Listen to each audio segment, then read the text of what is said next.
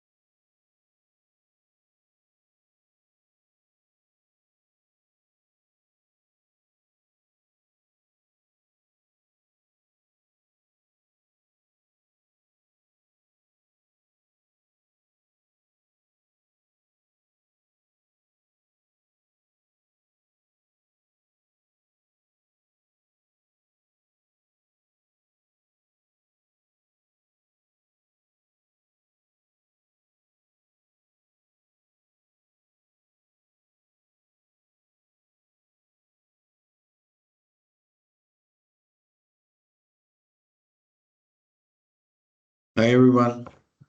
On behalf of Team ValueLink, welcome to our UAD 3.6 training series. We are thrilled to have you here. Nearly 5,000 appraisals registered, which is just incredible. So thank you all for being part of it. I'm Sufyan, Senior Product Manager at ValueLink Connect. If you're new to our platform, it's built specifically for appraisers, helping you manage orders, stay compliant, and grow your business all in one place.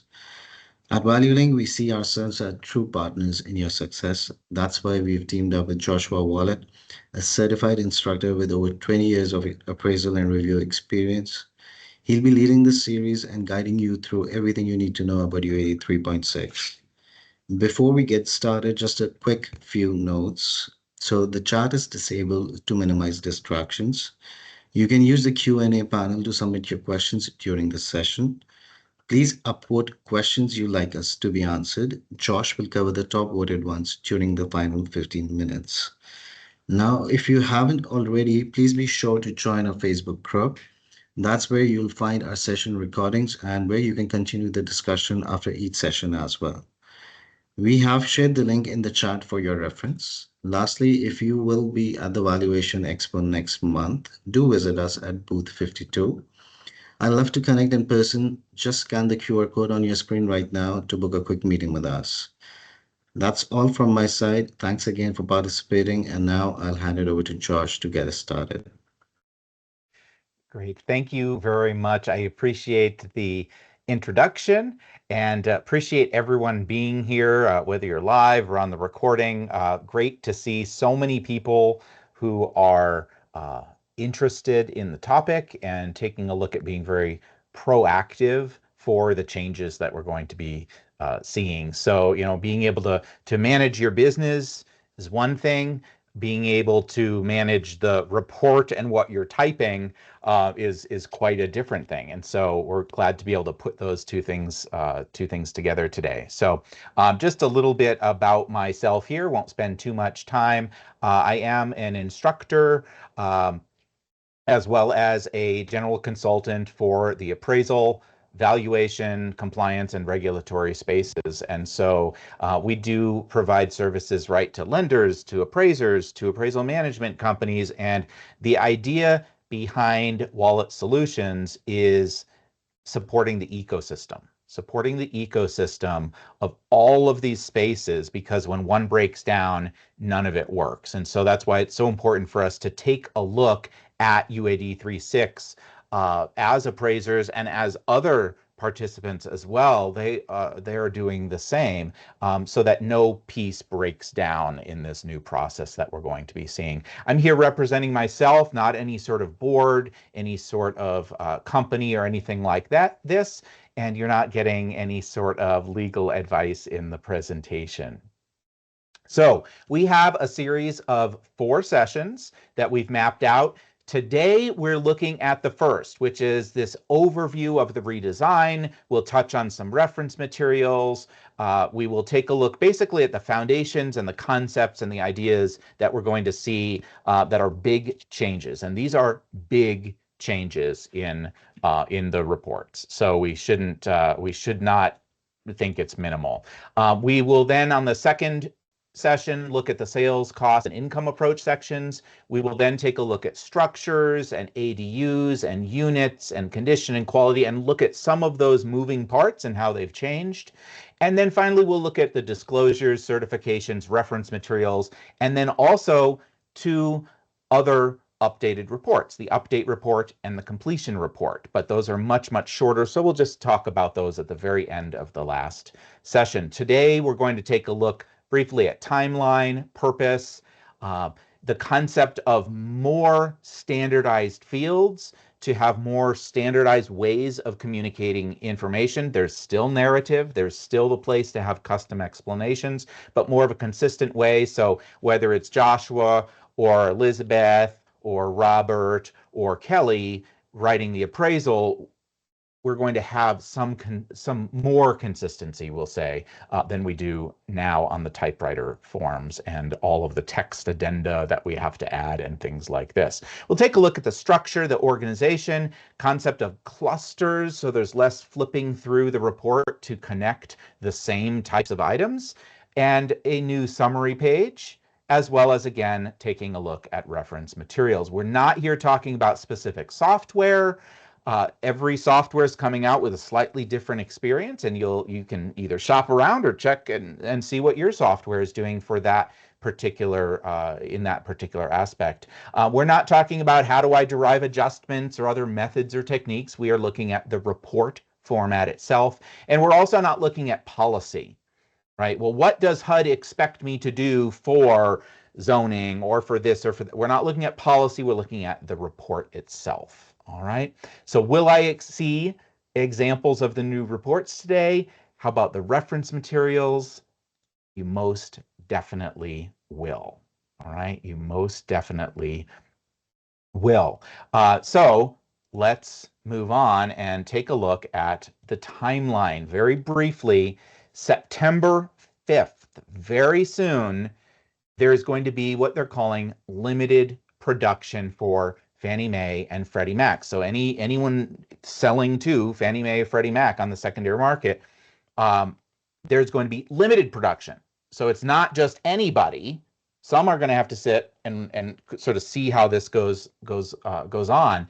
But there are limited AMCs and limited lenders. Some of you as appraisers will see some orders during that time. Some of you may not see orders because maybe you just happen to not work for those lenders or AMCs that are part of this limited production. But at the very beginning, or near the beginning, I'll say, of 2026, January 26th of 2026, there's broad production where pretty much anybody and everyone in the lending and AMC space can start ordering these. Appraisers can start performing these and delivering them. And there is that overlap period where we will be working in the old 2.6 on the old forms. And then we will also have some orders ordered as the 3.6 on the new URAR report. November 2nd of 2026, lenders must use UAD 3.6 for any Fannie Mae or Freddie Mac or the government-sponsored enterprise, the GSE, work. And then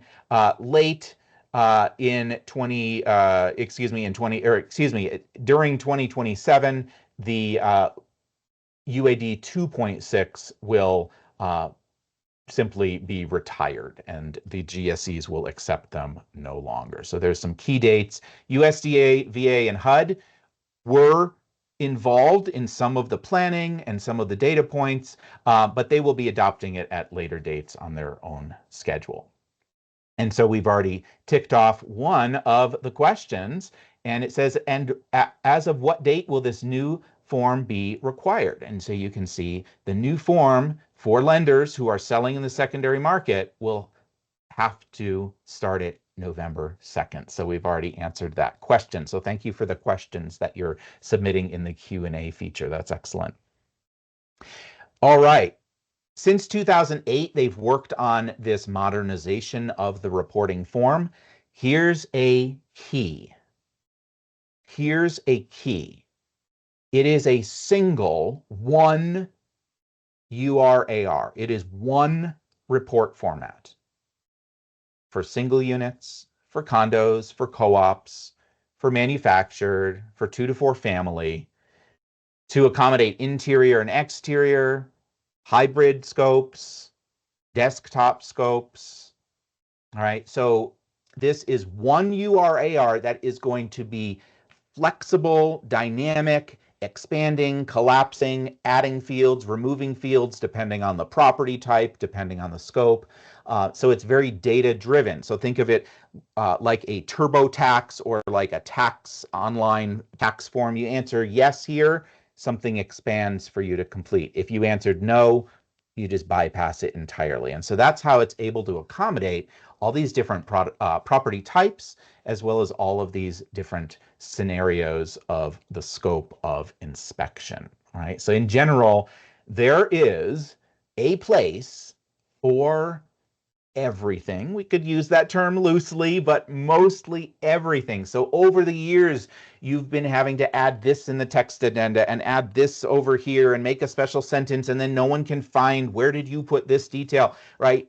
The GSEs really sort of boiled down all of these nuances, all of these sort of communication confusions of where is this and why don't we have a place for it, and they've added it into the reports. And so over the course of these 4 sessions, we will look at a lot of different examples of those. All right, so you will see some examples. So for example, where do you detail the cost of repairs for FHA assignments? Right? I put it on this text page. Oh, I put it on the end of my text pages. Oh, I put it in the improvement section. Oh, who knows where those details are? All right. Or and let alone the costs if it's for FHA, right? Where can I fit it? Where can I put it? Where do you type the summary of your highest and best use analysis? Where do you type your opinion of reasonable exposure time? Very different places. There is a place for everything now. All of these loose ends that we've had for 20 or 30 years on these forms are now a bit more organized, or we will say very much more organized. All right. So there's less hunting around for the text. Maybe that could reduce some revision requests because they're getting the same format, the same fields, the same communication method from me as from you, as from her, as from him, and so on. All right. And there's no text addenda because there's commentary available in every section and many of the subsections as well. So it's much more organized, if we can think of it that way. We'll take a look at a few examples of common column and grid layouts. All right, and you'll see what I mean. This helps to organize information related to views, site influences, repairs, inspections that are required, the materials, when you say it's carpet, and the detail of, was there any repair needed on the carpet, or were there any deficiencies related to it? Levels and room breakdowns, updating. So there's this increased readability where things are organized a little bit better. They're not limited by sort of what was essentially, or is currently essentially, a typewriter form. These were forms that we currently use designed originally for typewriters. All right, and there's a lot more standardized responses, but again, we have the space for narrative. So let's take a look at a few examples. All right, let's just take a look at some examples here. So I do see a question here. How will this affect merging reports? Well, that's a question for your software company, right? So I can't possibly know the answer to every software company, and we have new software providers popping up as well. So that's a question for your software provider. How can I merge reports? How can I make a report template? Those are all software questions, right? We're looking at the fields of the report, the organization of the report, the components in the report. It's being handled, the experience of the software user is going to be different from one software provider to another. All right. Another question I see popping up, is there a place for fee disclosure for those states that require it?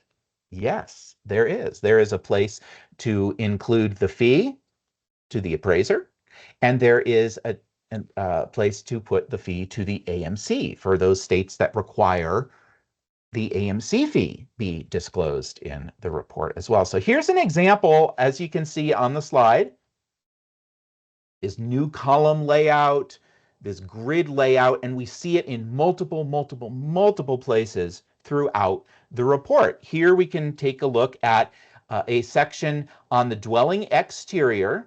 So this is a subsection within the dwelling exterior section. And we can see that they've noted exterior walls and trim, have some custom typing of where is it. All right, some other description of what was observed. Does this affect soundness or structural integrity? What's the recommended action? So a lot of this relates to the sentences that we would type right now, right? So we know that these types of components, this type of information here on this first row related to the exterior walls and trim, where an inspection is being required, we know we would type this similar information. Where is it? Tell me a little bit about it. Is it consequential? Is it not consequential? Are you requiring any sort of subject to action, right? But now there's just a formalized way of doing it. Many of us would come back to our desk and we would type it. But if we're using apps out in the field, which is not a requirement, I see it very practical in today's world, especially given this report. But for those of us who are used to pressing some buttons and choosing options and maybe some drop downs and some quick buttons to choose on our apps when we're in the field, you can see how this type of approach within whatever the user experience is in your software and within your software's apps is going to be extremely beneficial. So I do talk to a lot of appraisers now about having several steps here. Take a look at apps if you're not already.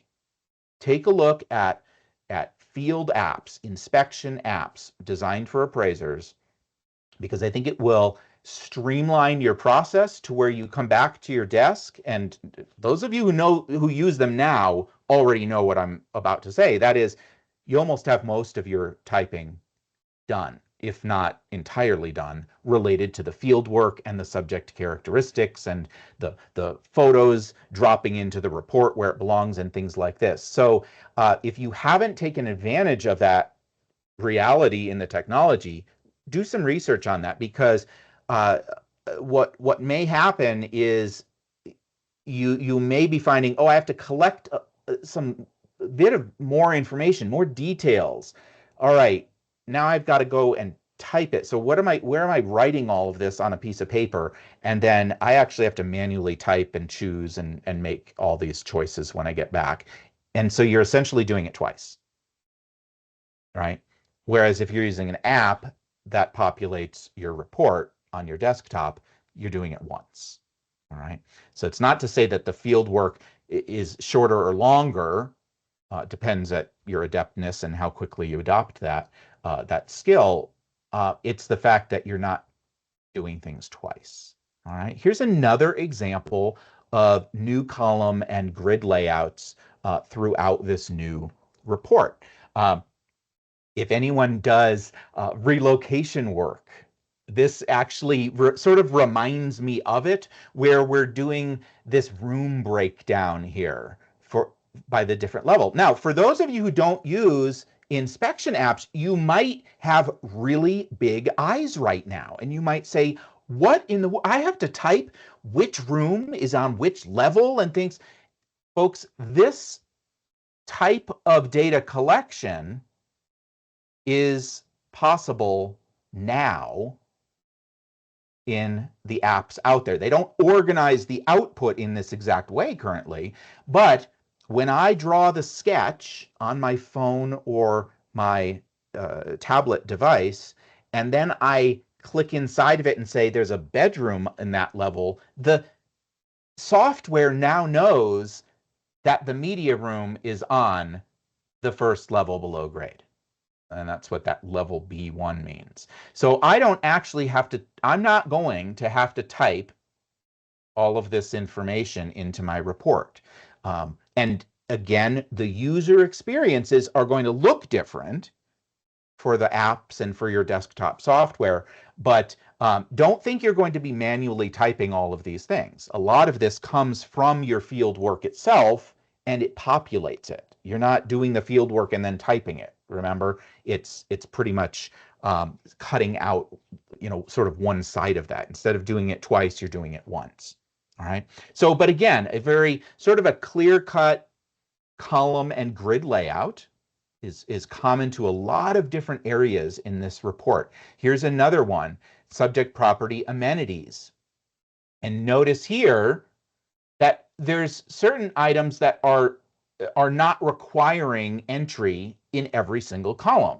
All right. So for indoor fireplace, they're not asking for the material. So they're not asking for the material on every single type of amenity, but they do for some, right? They're going to say, okay, well, if you're saying there's a deck, tell us what the material is, right? And many of us, I know, especially for certain types of assignments, like for HUD and FHA, at least historically, and many just simply do it.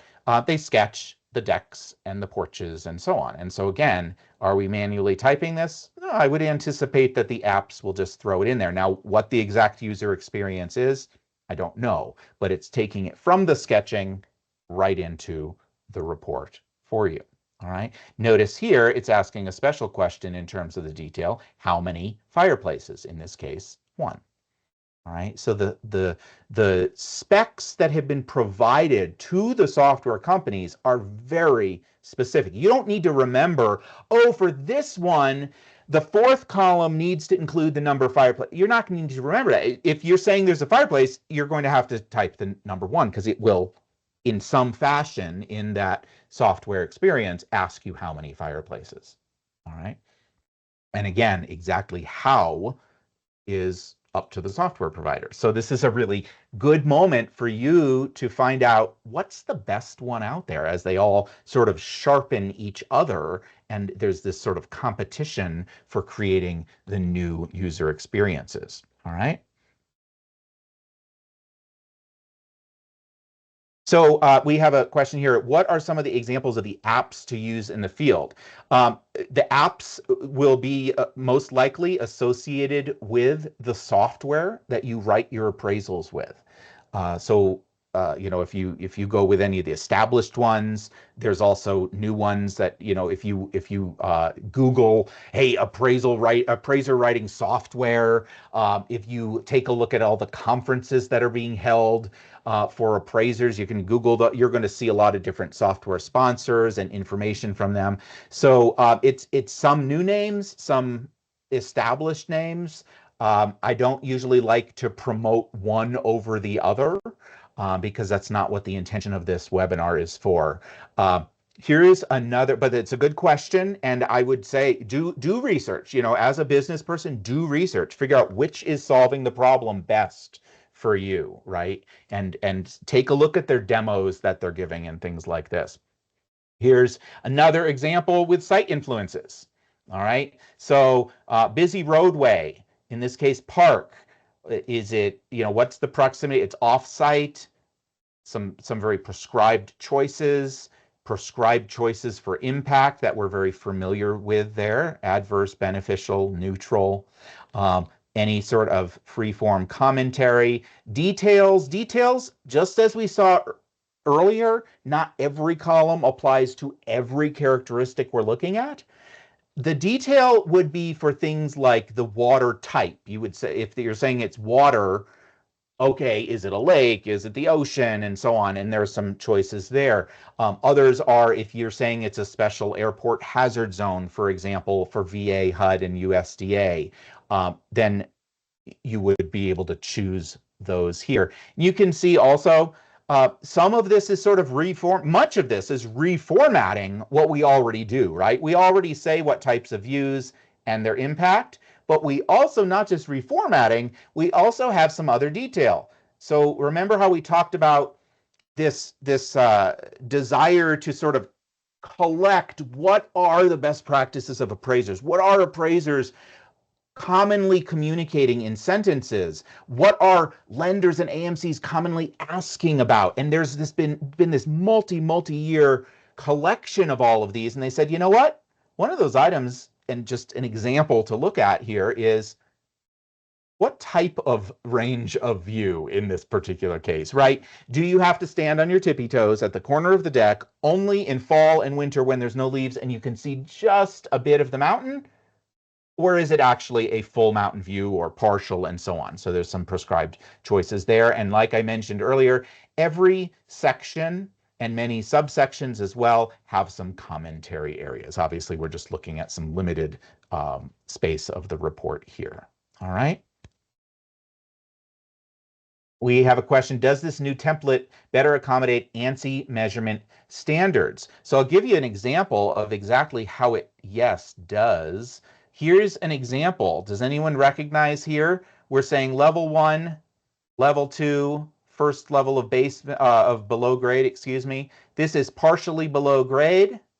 This is above grade. This is above grade. This is finished, unfinished. Does anyone notice that the word or phrase or acronym GLA, gross living area, isn't there? So really good question came through on the Q&A. Hey, what's going on with ANSI compliance here? So finished below grade living space is one of the examples given in the Q&A here from the attendee, and thank you for that. So here we have finished, unfinished, finished. We have the room breakdowns. That's not ANSI there. We do have the area communicated, each area rounded to the nearest foot. We know the measurements go to the 1/10 of a foot or inch, but the overall calculation is communicated rounded to the nearest square foot. So we do have more of a language, if you will, that aligns with ANSI. All right. We're just going to catch up on our slides here.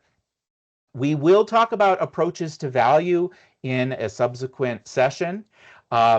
But the approaches to value, it's worth mentioning here as we're talking about organization and layout and presentation, they actually allow for communication and presentation of proper methodology. And so has anyone ever performed a cost approach and you have 2 or 3 or 4 different buildings?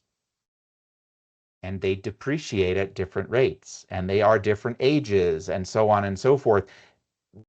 Right now, you've sort of got to do all your notes and calculations off to the side on some scrap paper. Maybe you sum it up in a few sentences in the text area, and then you just throw some lump sums into it because there's so few lines. The cost approach, as it is prescribed on the current typewriter forms, really doesn't let the appraiser give the proper presentation.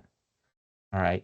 Opinion of site value also. There's a couple of sentence spaces, but it is not really a way if you used, let's say, the sales comparison of vacant lots or vacant lands or vacant parcels, right?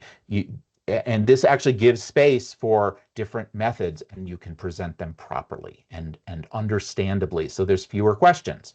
Gross rent multiplier and market rent. Well, boy, we all know that the income approach on the current typewriter forms is so short, you can't really share any of your methodology. Whereas on the new report, there's proper space, proper grids to actually lay out that methodology, that the techniques you followed. All right.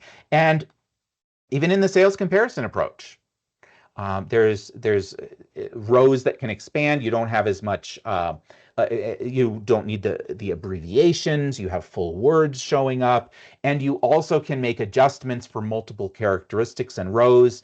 We will go into more detail in session 2 on these. But I just wanted to sort of plant that seed that it goes beyond some of these just isolated fields and things like that. It's the entire approaches as well that have a much better layout, much more correct, we will say, layout for correct presentation. And the report builds itself. All right. Remember I talked about, some sort of TurboTax thought to it. You say yes, and another section appears, another series of questions appears and whatnot. It's the same idea here. So let's say we had a 3-unit. Sometimes people call it a triplex. I know that term is sometimes used differently in different areas, but let's just say we have a 3-unit property, one property with 3 units on it. You're going to give details in terms of how many units without ADUs, how many ADUs, how many actual dwelling buildings, and so on. And this is an example of a 3-unit. The section, the black tab section headers will appear. You will have a section to complete on the interior of Unit 1, which is in Building 1. You will have, in this example, an opportunity to describe the interior of Unit 2, which is in Building 1. So you have Building 1 with 2 of the units. And that's just based on your answers and the data you've entered.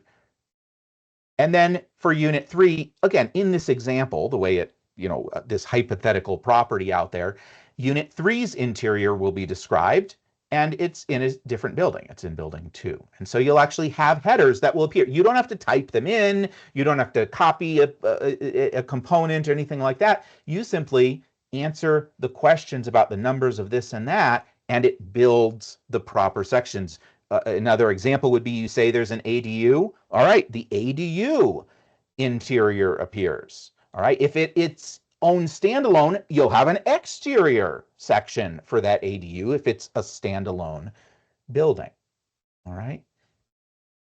We're going to look at some more examples, so don't worry, we're not getting too far. We're not too far away from seeing some visual examples, but we have some categories of sections. Certain sections will always appear. Some will appear when they're applicable. So again, if a good example, if you're saying there's an ADU, you'll have that section appear. And then there's others that repeat as appropriate. So if there's 3 buildings, you're going to have information on building 1, 2, and 3. If you have a standalone house and a standalone ADU, then you're going to have those types of sections repeat. There could be 4 outbuildings. It's going to repeat, asking for some details, not lengthy sections, but just some details on each of the particular outbuildings. What type of outbuilding, size, what types of features does it have if it has anything significant, and it will walk through the required fields. So which section always appears, which sometimes appear, and which repeat. So if we were to go to some of the resources that Fannie Mae and Freddie Mac have, we could go through all sorts of examples. So you can see some mock-up reports there, which we can take a look at. But for now, I want to stick with these slides. All right, this is from Appendix F. And what I like to say about Appendix F is that F stands for friend, and it doesn't. All right, it doesn't. But it is your friend when you're trying to answer some questions. All right, it's a very, very long document. This is just one of the very first sections of it. We're showing it because if you don't need to memorize, of course, because your software is going to be built to the specs that have been dictated to them. But we can see here it's going section by section, just listing off the section numbers, saying these always display. If it's not always displaying, this is when it will display, and when will it be needing to be repeated multiple times by the software when it builds the report there. We also have some new sections, disaster mitigation. Only when there's disaster mitigation features. If there's nothing, if there's no features, related to it, like typhoon shutters or something like this, then that section does not appear. Same with energy efficient and green features. All right, there's a section for that, but only if there's something to report. All right, so that's Appendix F, and we'll be taking a look at that through all 4 sections. We have outbuilding section. All right, only when there's an outbuilding. All right, and it will repeat as needed. There's a highest and best use section. We can take a look at that today if we've got some time. A market section, very different. We've always had the neighborhood section, but the market section is a bit better organized, and we'll take a look at an example of that when we take a look at the data clusters, where everything's sort of organized together if it's related. So that speaks to the market area as well as other areas. PUD information, redesigned section there. And we also have a revision history section. We'll take a look at that when we take a look at our approaches to value in session 2. So, being able to document what is it that's changed, right? I would type a sentence over here, you would type a sentence over there, the next person would type it. And this just helps to sort of document it a little bit better. There's one place to sort of look for it, all right? And again, that's all in your friend, the Appendix F from Fannie Mae and Freddie Mac, all right? There's also categories of fields in the report, all right? So some are always required, some are contingent on the characteristics and other field answers. There's a few handfuls of fields that are only for FHA, VA, or USDA. And in the sales comparison approach, there are many rows that are optional, and only if you believe they're relevant. So, for example, you could have a row show up related to window treatments if you wanted, and you could have it show up if that's important for the comparison. Otherwise, it might just be a detail you provided within the report about the subject property. All right, so that's something we'll take a look at as we look at the sales comparison approach. So there are some comments going around social media. Oh my gosh, look at how many fields and rows are required in the sales comparison approach. Actually, there's many, many, many that are optional. If we were to take a look in Appendix F, in the sales comparison section, all right, it's going through row by row by row by row. And the blue are all optional. All right. So for example, primary access, if having a private airstrip is important to this put it in the grid if that's important to you to explain how it's relevant. Really, the only one that's actually required on this particular screenshot is site size, because hazard zone is always required only when, though, the subject or any comparable is in a hazard zone. Are you going to need to memorize all these? No, I'm just showing you one screenshot. Again, the software, whether they're a new or existing provider, have been given all of these very specific specs. All right. So if someone's telling you you wouldn't believe the number of rows that it requires, just you might mention to them, well, yeah, but many of them are optional that you're looking at. Here's another screenshot example. On this screen, only heating is required. The others are if relevant. All right. So another concept here is clusters. These are grouping items together. So you have all the fields, the text, the graphs, the charts, the photographs. So an example of that is the market area, the market section, I'll say. All right. Keep in mind, we have some really good best practices incorporated now. I know I was one that demonstrated some searches and some technology to the GSEs. I know they've done a lot of research with a lot of appraisers. Notice it says sales in the past 12 months. You can change that. For example, in my rural areas, we quite often studied 24 months. You can put that there if you need to. If you decide that, you know, a longer period is more appropriate. All right. You also have the search criteria. This is big. This is big. Giving the reader, the user of your report, an understanding of what research went into sort of your main search. Of course, you can do additional searches, right? But sort of your main search here. This is not altogether different to what we have now. It's reorganized. But then you also have, let's say on the next page, a place to attach any exhibits that come out of your MLS, that might be local indexes. It might be something you develop in Excel. I used to have my own tool designed, or I'd use raw Excel sometimes and you can just put whatever image you want. And notice here, it's saying which graph. Well, I included a price trend graph. You can include as many graphs as you want. You can type in and choose what type it is. In this case, it was described as a price trend graph, and it will, or I should say they will, appear here and next to it and below it and so on. And it will just have all of that. Again, this is an example of the cluster concept. All right, to where all of the like material is together.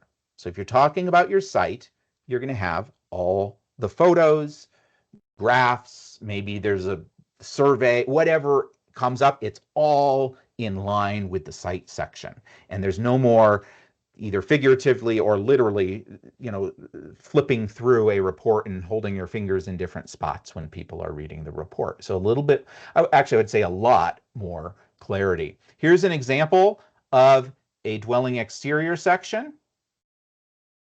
So the building exterior, this is a subsection within that section, and we're describing in a more formalized fashion. Again, we have that column and row layout. That's common to so many sections. We are requiring repair to the roof.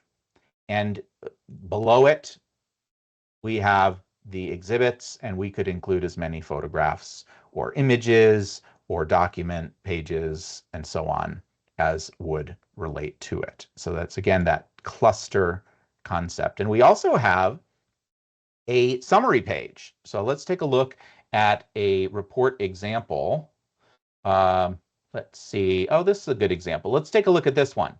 This is the summary page of a condo report. Remember, they're all called URAR going forward at that point, right? It's all one URAR process or formatting of a report, and it only has the fields and sections that apply to the property type and to the assignment. So you can see this is for a condo.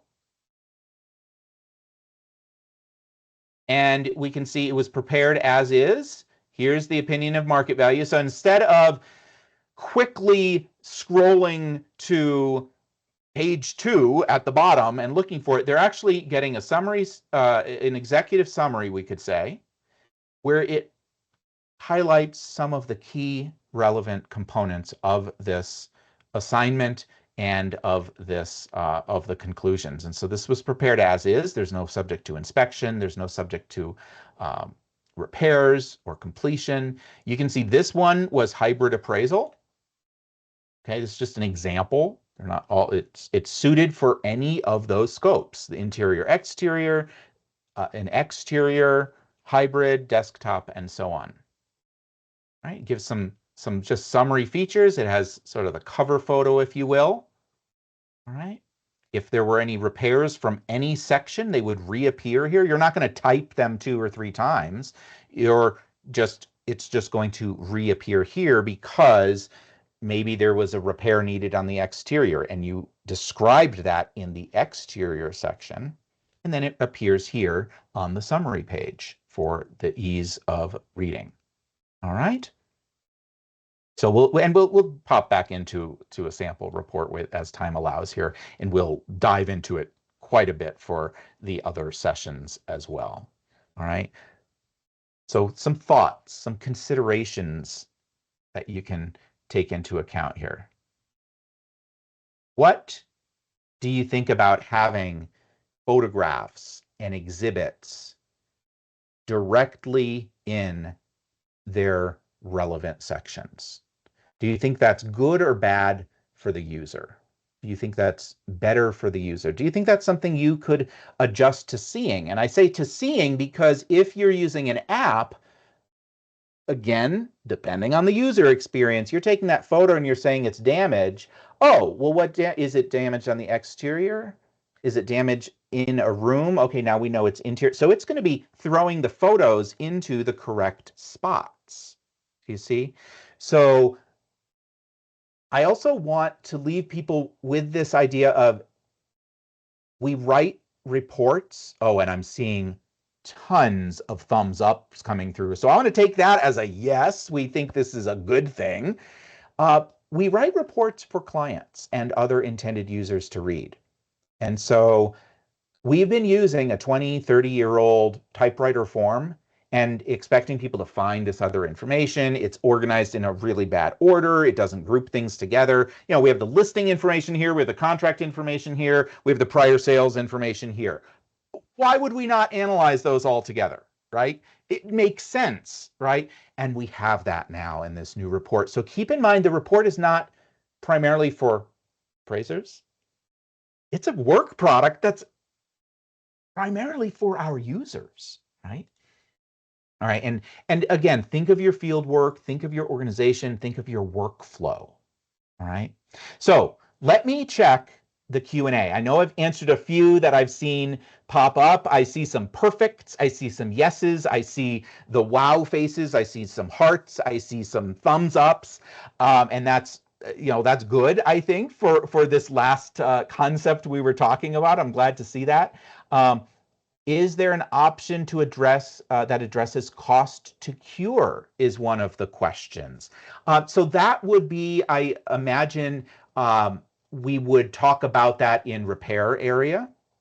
All right. The repairs we will talk about. I wonder if we've got any off the top of my head as I look through this that have any repairs required. There is an option to put a cost column there.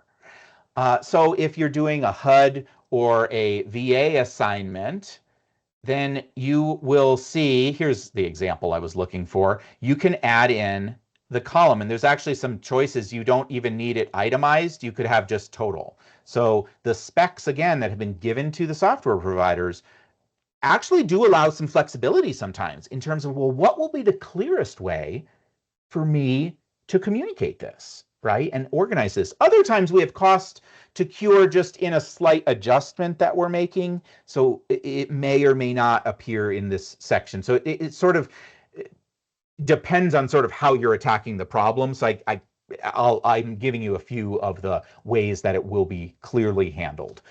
Deficiency spaces as well as in your grid if you're just making an adjustment for it. So do we have to use this form for private appraisals? This is for Fannie Mae and Freddie Mac.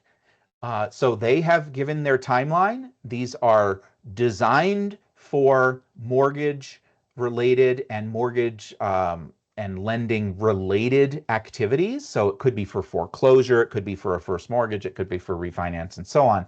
These are not designed for private work.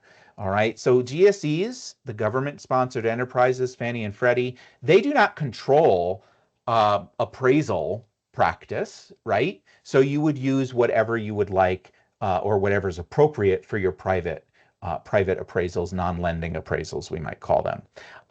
Now, whether software providers look at this and say, hey, this is a really great format, let's make a non-lending version with a few tweaks. Maybe they'll do that.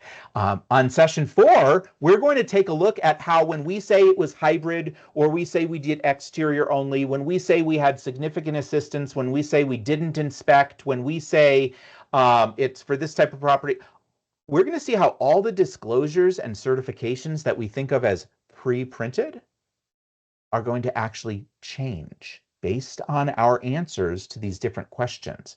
All right, so we're going to see that some of those sections might not be quite appropriate for private non-lending appraisal, is my point, is my connection there. That's to think of. GSEs do not require a graph. Is this now mandatory addition to the report? No. The chart that we looked at as an example is not a requirement. All right, just remember how I said you're going to say what you included, right? So you could include 5, you could include 0. I would include, as best practice for me, I've always included at least 1 because it just demonstrates how I came up with the trend conclusion or the adjustment, supporting some of the commentary and analysis related to making adjustments to comps and so on. But you don't need to. They're not prescribing it. What I would say is that the market trend analysis has been a thorn in the side of many users of appraisal services because, unfortunately, an inordinate number of appraisal reports are submitted saying it's stable. I've made no adjustments. When you look at anything and everything related to that area and to that type of property, and it's increasing or it's declining, or maybe it's stable now, but when your comps, one of your comps sold, it's clearly has increased since that. So there's a real big emphasis on market trends, especially how it may relate to market condition adjustments. And so what I would tell you there is include anything that makes your report related to the market analysis understandable. Right? At this time, they are not mandating graphs at this time. Let me just make sure we're jumping. So we have a presenter that has obviously been involved with the industry changes. I will say my limit was I designed a market trend analysis tool, and they asked to see me demonstrate it because they wanted to get a feel for what different appraisers were doing across the country. So that's the only reason I mentioned that in the 12 and 20-month look back, 24-month look back period. I did not, I will say, and whether people look at that as a positive or negative, I'm not going to take credit for it either way. I did not have any real or substantial way of bringing about these. We have a comment. I feel as though we're jumping all over the place, not seeing the form from start to finish. We are going to do that. Don't worry about that. It's a 4-part series. What we wanted to do was address what we see in the form in terms of how is it different from today's forms? How is this new report different from today's forms? Will this be relevant for rural properties? Just as relevant as any other appraisal reporting form. It can accommodate all sorts of different types. Lenders sometimes use forms other than the 1004. Will those be obsolete? So these are replacing the current forms that the GSEs use for 1 to 4 unit properties. If you have lenders that use other forms that are not the GSE forms that are currently in use, then it's not really speaking to these. It looks like someone's saying September of 1996 forms, will those be obsolete? This is entirely unrelated to those.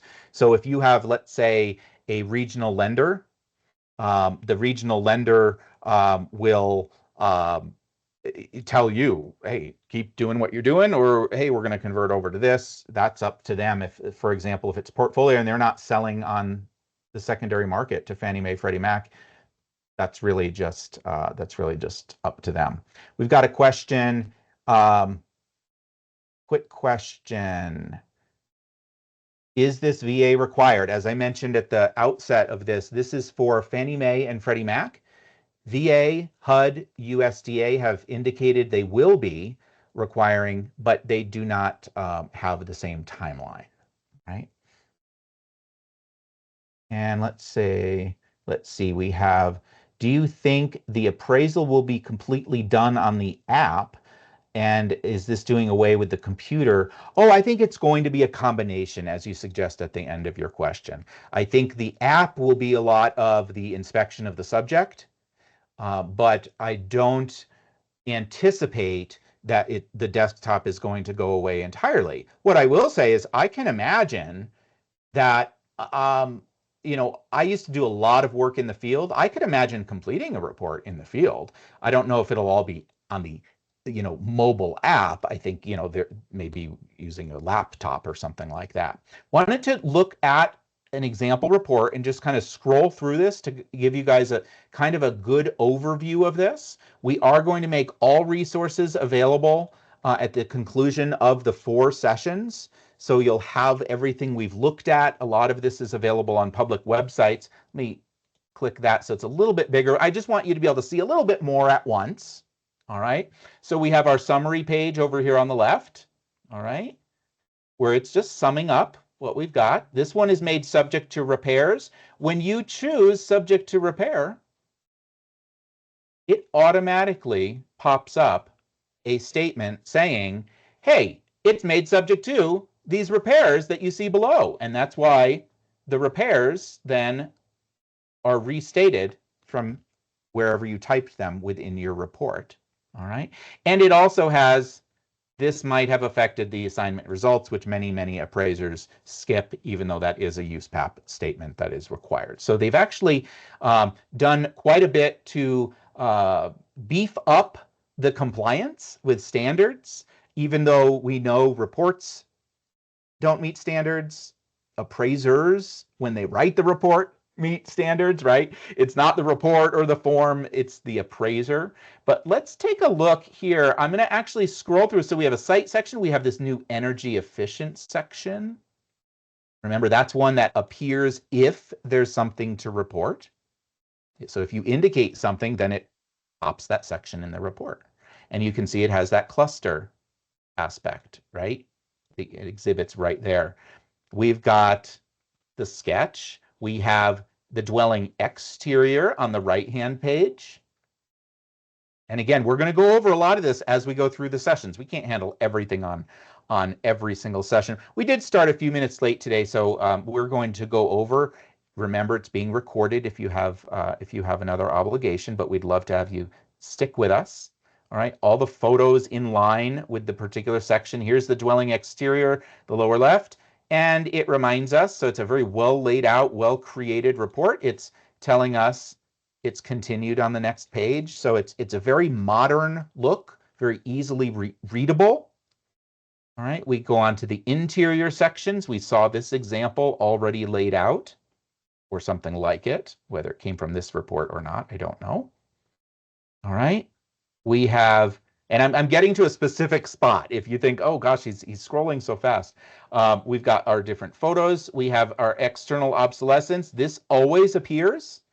And if there's none, you simply say none, but they do want it reported every time. All right. Again, think of when you sketch a garage. Look at this. It's popping the information right into the report. That would be a good software design, wouldn't it? All right. Our amenities, we looked at examples of amenities earlier. And here's what I was really trying to go for. I'm going to go over to the right-hand page here, the highest and best use. I talked about this being more supportive of compliant work. It gives you a spot for the 4 tests of highest and best use. All right. And then it has the commentary where you can sum it up. It might be, just as today, it might be a few sentences. It could be, 4 paragraphs if it's somehow complex. All right. I'm going to still scroll through here because I'm gonna stay a little bit late if folks have some questions. Is there a section for commentary? Such as the appraiser is not a licensed contractor, this is an estimate only, and so on. So I think this is probably related to the repairs, where we could type a cost, and there is commentary in every section and many of the subsections. So there's always a place to type your commentary related to whatever it is you're addressing, and it's right there. So there's not a text addenda where you're putting all this boilerplate stuff. One of the things they're trying to move away from is just boilerplate. Things that have nothing to do with the appraisal process, things that have nothing to do with what an appraiser did or didn't do, has nothing to do with the conclusions that are being communicated. And so they're trying to say, let's focus on this being an appraisal report. People can still attach their license in the assignment section where they say, here's the information about the appraiser. They can actually attach their license if that's something that they prefer to do or perhaps required to do on certain assignments. All right. You will get a PDF of everything. All these PDFs we're scrolling through. You will have a resource center on both our site as well as ValueLink's Connect site. And let me just go through, we're going to go through the question and answer time here. And let me just make sure. Software I'm not using any appraisal software on these examples. These are examples that have been put out by Fannie Mae and Freddie Mac. All right. So before, and I realize there's probably a few other questions that I haven't answered. Don't worry, I'll try to get to all those. But let's take a look at Appendix C. If you were to go out, and again, we'll make all this available, but if you were to go to Fannie Mae and get Appendix C, it is basically what I like to think of as an impossible layout. This is an impossible layout, meaning it's showing most every field that is possible to appear in a report, but that's not going to happen. But it's for the purpose of having the field codes laid out. Okay, having the field codes there. And so if we then go over to Appendix F, which we all know is our friend, then you can actually go through and let's see, just looking at maybe a random page here, what do we have? Here we go. There's sketch commentary in the sketch section where the sketch gets imported and you have actually text related to the sketch if necessary. All right, it's only if applicable. Right? And it's freeform. All right. So examples would be there's some sort of exception being used. There's something unique about it. Maybe you want to explain something that's shown on the sketch. If there's some sort of ANSI declaration, we know that there are 3 ANSI declarations that may apply to certain types of assignments and certain types of work. So if needed, that it could be put right there with the sketch. But you can actually go through and either search by code that you might have seen in Appendix C, or just by field label. All right, and sketch maybe isn't the best here, but if you wanted to learn about the energy efficiency and green features exhibits, or the energy efficiency and green features commentary, there's that commentary that's common to every section. So that's the commentary for the energy section. All right. And description, how is it impacting it? If you found any sort of ratings, if you know of any sort of rating agency, if you know of any sort of certification related to green or anything like this. So just an example of F is your friend. I'll give you a little hint here too. We can search in a PDF, and they answer the age-old question that appraisers have argued over for many, many years, and that is, how do we count tandem spaces for a garage, for a driveway, for a carport, and so on. All right, what it says is, here are some examples of 2 being the garage storage. You would report 2 for the parking storage if there were 2 tandem spaces, such as in a single wide garage door, or a single, car wide garage, but there's 2 back to back. So you would say 2. And then even if they're next to each other, if they're side by side, of course, that's much less confusion, right? We would call that 2. But they've answered that tandem question. So this Appendix F is invaluable. And I know I did see one comment that goes through and say, oh, it's going through so fast. There's a lot to go through. This is not meant, just like any education out there, especially on this is not meant for you to walk away from this and say, I know everything I'm ever going to need to know. This is meant for you to know, how can I answer my own questions? Do I have a basis for what's happening? And can I answer my own questions? I absolutely love online appraiser social groups, like on Facebook and things. I absolutely love it. So I'm not speaking ill of anything, but I will say there's a lot of misinformation out there. If you ask a question out there, you may get 99 answers. Maybe one of them is right. But you're not going to know unless you, and this is, we harp on this when we coach appraisers, when we teach, go to the source. Those are 4 invaluable words. Go to the source. If you're needing to know policy and requirements, you go to the Fannie Mae Selling Guide and Freddie Mac Seller Servicer Guide. If it's for HUD, you go to 4000.1. We're not talking about those, right? But if we need to know policy and requirement, we go to those sources. If we need to know about how to complete these forms and what's expected, we go to the source, which is Appendix F, as well as some of these other materials. All right, let me take a look here and make sure I'm not skipping any questions. If I've skipped it, feel free to ask it again so it reappears.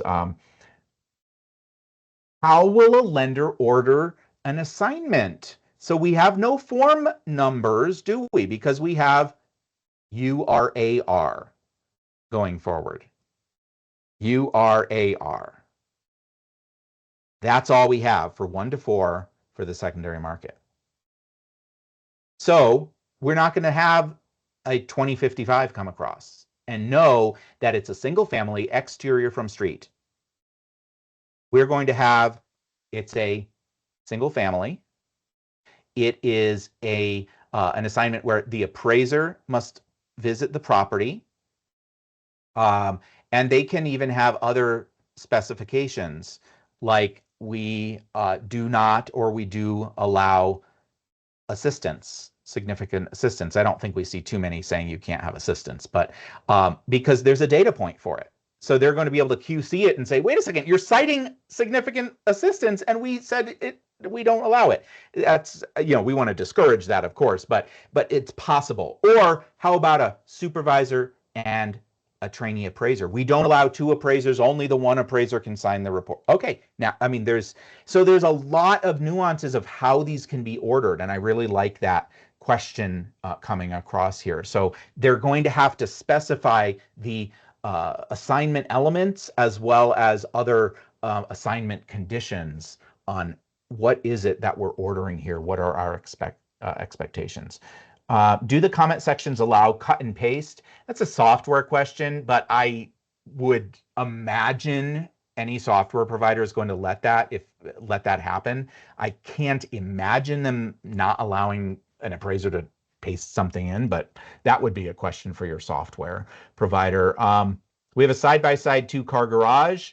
One of the spaces is tandem, and so that would be three garage parking spaces, question mark? Yes.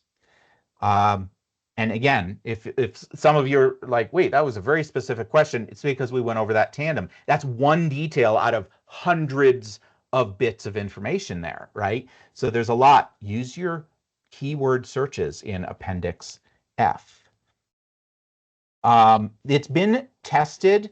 There have been some pilots of this type of form, but it has not, to my knowledge, been released in any of the major softwares. So I don't know typically in terms of the time or the testing. The limited production is there to work out probably some logistical glitches between all the different parties ordering and producing the reports.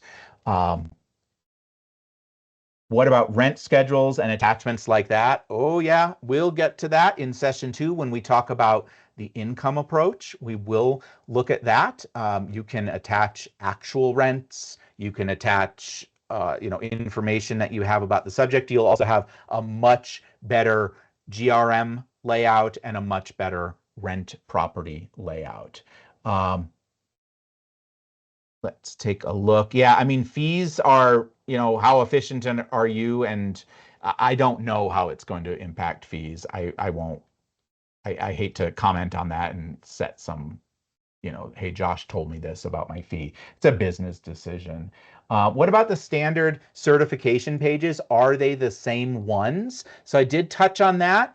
We can take a quick gander at the pages here.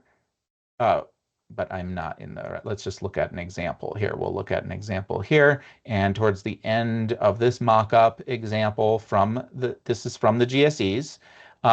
It's a different layout. It's been sort of generalized, if you will, right? Because it's not for manufactured. It's not for single family. It's not for condo. It's not, right? It's for all of these types of properties. Scope of work is worded differently. Again, we're going to make all this available to you, and in session 4, we are taking a look at this in a lot more detail. I know everyone wants everything at once, but in an hour presentation, we can't cover everything at once, unfortunately. But over the 4 hours, you're going to get a really good flavor and a really good understanding of these moving parts here. I don't know about the ENV format being retired. It's a kind of a totally separate client issue if they're going to continue using those systems. The links will be communicated through an email from Connect, as well as I know from our website we will have it after the first several sessions, or at least by the 4th session. And I imagine ValueLink will have the same. Appendix F, you can take a look at the links we provide. You can also take a look and just Google Fannie Mae UAD, and you're going to see more information than you ever wanted to see about it, right? We're trying to boil it down here, but you can see a lot of information out there on their website. We need faster internet for the new forms. I haven't heard that. That's an interesting question, but I have not heard anything like that. Is the old method of sketching gone, or will you still be able to sketch as in the past? Well, a few years ago, the GSEs did outlaw, so to speak, prohibit hand-drawn, right? You can't just scan your hand-drawn pencil sketch and put an image of your pencil sketch in. But again, that's a software question in terms of how will your software providers be altering their user experience in their sketching, their data collection, their desktop software, and things like that. So I would imagine it's going to resemble the same way you do it now, but there's going to be different data collection, would be my guess. Let's take a look here. Will we be able to use this even if the lenders are not specifically requesting it? For example, if we start using the form in September, but the lender will not be mandating it until 2026, you will want to look at the orders that you receive. And if it's being ordered as a 1004 under UAD 26, you need to do it in the old world. If it's being ordered and they say this is for UAD 36, you need to use the new process, the new report formats, then you need to do that. If there's any confusion, then you need to ask your client. But I would not dare deliver the wrong format to the client because they'll have either systems set up or they will not yet have systems set up. So.